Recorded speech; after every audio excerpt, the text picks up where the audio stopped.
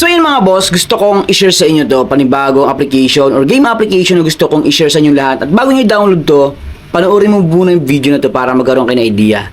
So, worth it bang gamitin? At hindi ba to wasting time lang? So, disclaimer lang tayo, another educational content. At ito nga pala yung Idle Egg Farm mga kaibigan. So, papakita ko sa inyo mamaya yung real gameplay ko. Syempre, ano observation ko at syempre, lahat ng sabihin ko dito is based in my experience. Kung interesado kayo sa ganitong klaseng video, please like, share, and subscribe mga boss. So, ito nga pala ang Idle Egg Farm cash game. So, meron na siyang 1,000 downloads dito. Nakita niyo yan? At last update, July 10, 2026. App support from China, syempre. About this game, yan nakalagay dyan, welcome to Idle Egg Farm. The gameplay is simple and addictive. So, dito may pa-disclaimer sila guys.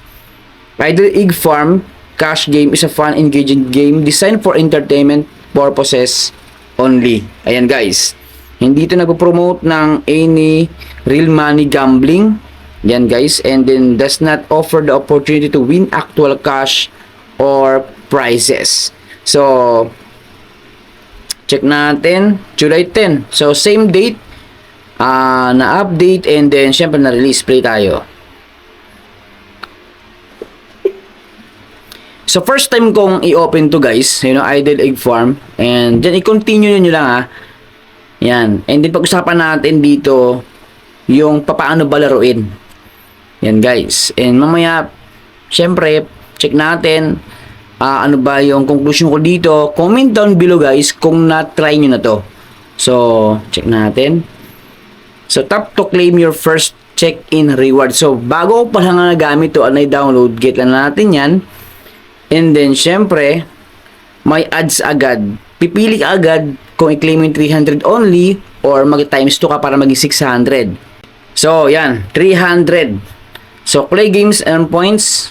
Yan, continue tayo. Allow natin. So, dito, paano ba yung main mechanics nito, guys? So, ayan o.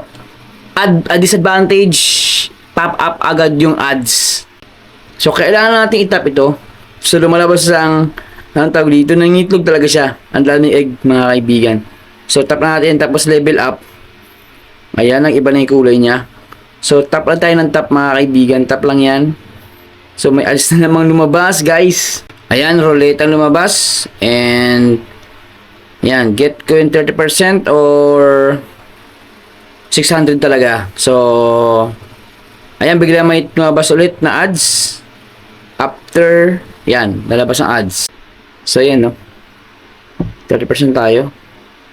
Ayan. So, ngayon, check natin yung payment method nito. Ayan, guys. Payout. So, after 3 hours o 2 hours and 57 minutes, yung 1,090 na to is maka-convert dito sa balance natin.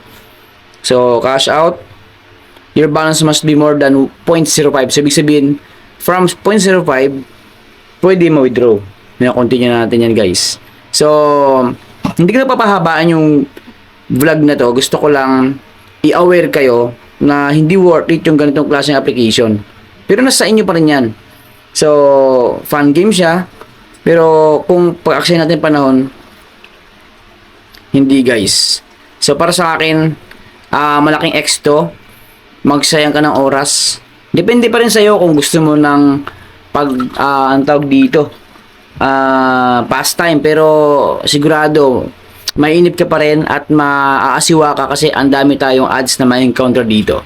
So, gawin lang mga kaibigan, maraming salamat. And malikli lang video na to pero alam ko is meron ako nahihatid sa inyong awareness about nga dito sa Idle Egg Farm cash game. Ingat!